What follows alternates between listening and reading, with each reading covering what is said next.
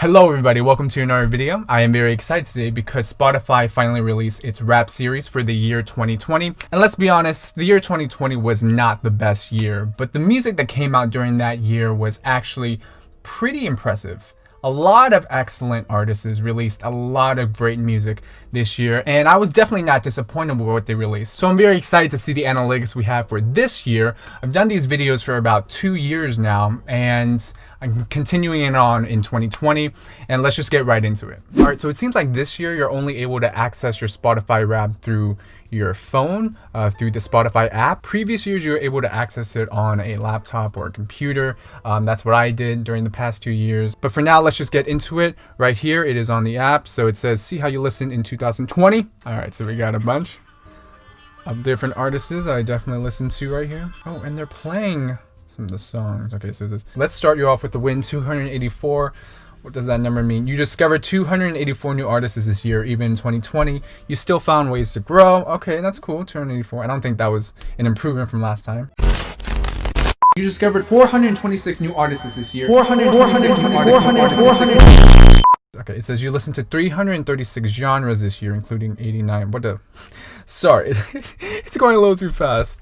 Okay, listen, 336 genres this year, including 89 new ones. All right, your top genres were, is it gonna be pop? Yeah. Okay, it's getting a little predictable here, but my top genres were pop. Oh, it's going so fast. Okay, going back to the genres, my top genres were, number 1 was pop, number 2 was rock, 3 rap, 4 art pop, and 5 pop punk. So just like last year, pop is always number 1. I don't think it's ever going to change. That's going to remain my favorite genre for the rest of my life. It is a little different from last year, I will say that. I got art pop though. Definitely been listening to more of the experimental pop, especially hyperpop. Hyperpop is the future, guys.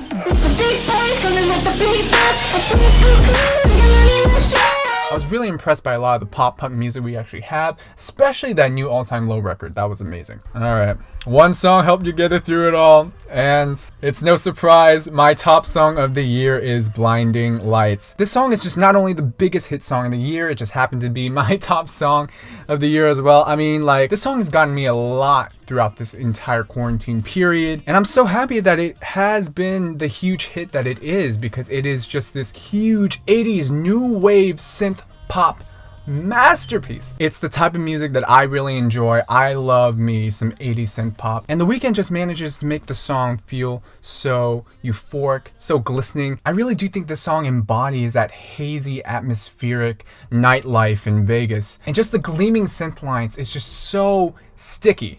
And it definitely reminds me of Aha's Take On Me, but it's done so well that I really can't complain. And I really do think The Weeknd was snubbed for the Grammys. Like, how does the Grammys overlook one of the biggest hit songs of the year? And there's no way that they could have just ignored him out of the blue. There has to be a reason, because he has been one of the most prolific artists in 2020. So I don't know. But Blinding Lights, definitely a kick-ass song. All right, the story for 2020 with Blinding Lights. The day with the most streams that I had was on March 24th, which sounds about right. That was definitely the beginning of the whole pandemic, so definitely was blasting that a lot. My 50th stream was on August 11th. My total streams was 73. I streamed this song 73 times. I don't know if that's accurate. I don't know how long Spotify accurately measures or records the stream count, and I don't know which month it ends, the threshold there, but 73 streams, that's still a lot. But a year like 2020 required backup. These were the other songs you had on repeat. All right, so my top songs, of course. All right, so my top songs right here, we got Blinding Lights, obviously. We got At the Door by The Strokes. Yeah, that song.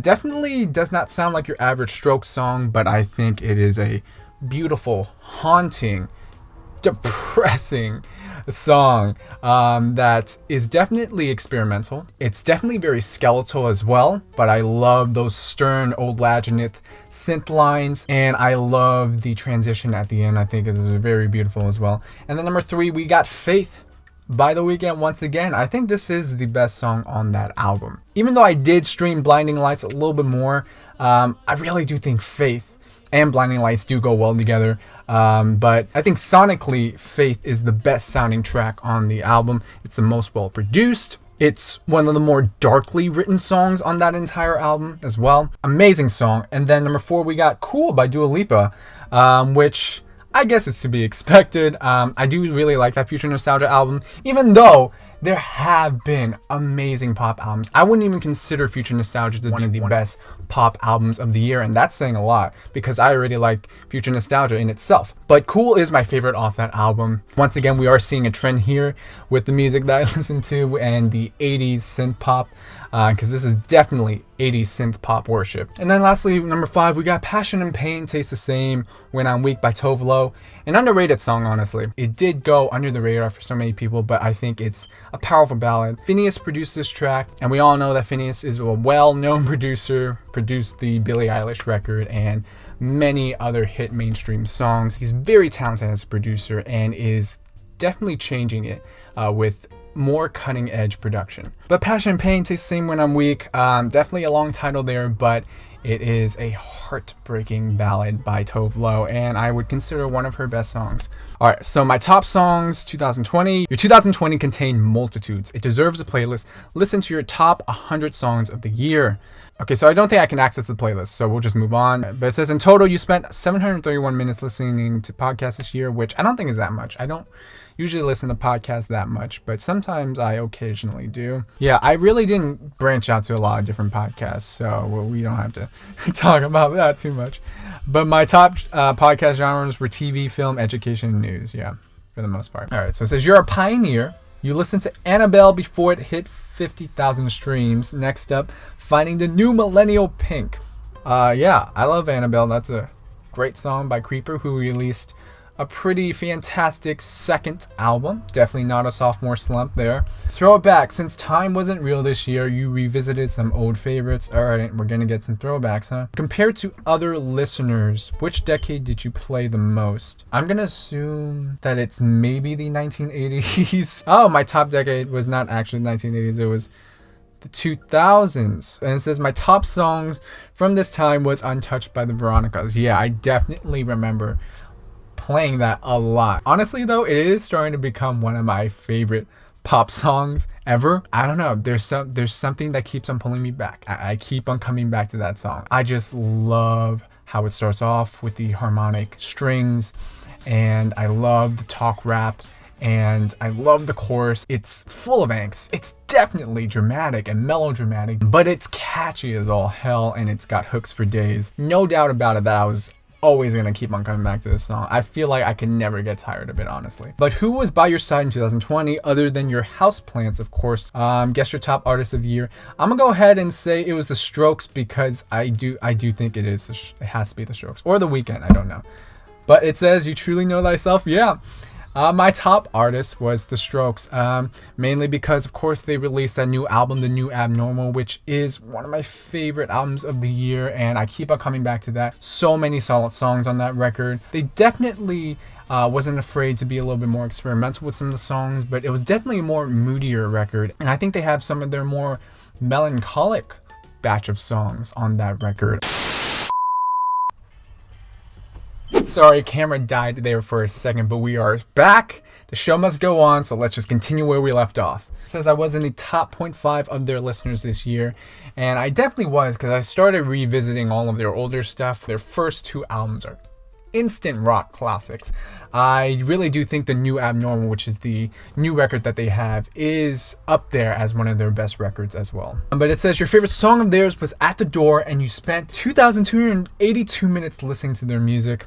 That sounds about right, because I did listen to not only The New Abnormal on repeat all the time, but also just went back to their other stuff as well. At the Door is definitely one of my favorite tracks from the album, just because of how different it is and how well Julian Casablanca sounds on that track. But I think Not the Same Anymore really does hit and slowly is becoming my favorite now. It's definitely much more somber much slower, but it is very dramatic. And you know me, I love me some dramatic music. It says you listen to 988 artists this year. Come on, 2 more and I could have hit the 1,000 mark.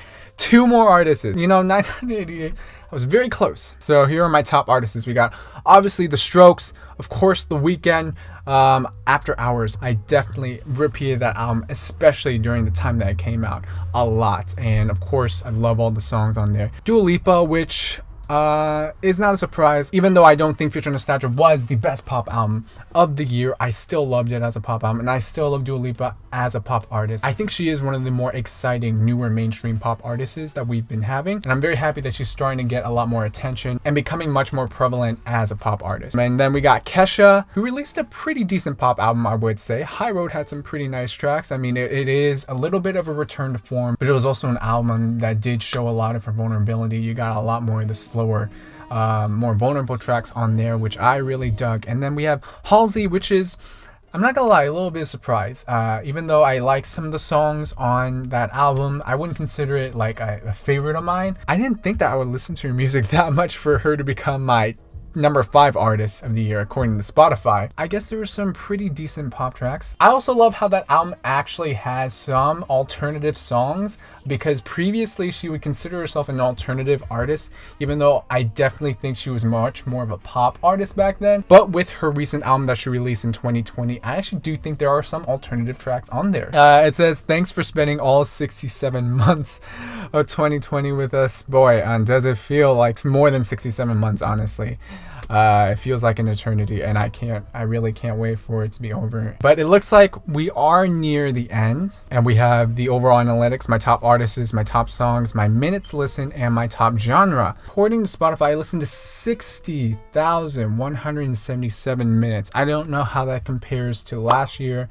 So it looks like that will be it for my Spotify Wrapped in 2020. I'm not gonna lie, this year has been rough and it has been unprecedented. And it was definitely filled with a lot of hatred, a lot of anger, a lot of sadness, but through it all, I think there was this sense of unity, and I feel like a lot of us really did come together in solidarity and tried our best to restore hope and faith back into this world, and I think that's a beautiful thing. And I definitely feel like the music that we got this year really helped us coped with everything that was going on, and I couldn't be more grateful for the music that we got. But I really hope that you did enjoy the video. If you really like it, give it a like. If you really don't like it, go ahead and give it a dislike. And make sure you subscribe if you really enjoy my content, and feel free to click on that notification bell if you want to be notified of the new videos that I do upload. I hope you guys end off the year strong, and I can't wait to see the new music that we do get the next year. But until then, that'll be it. I'll see you guys later.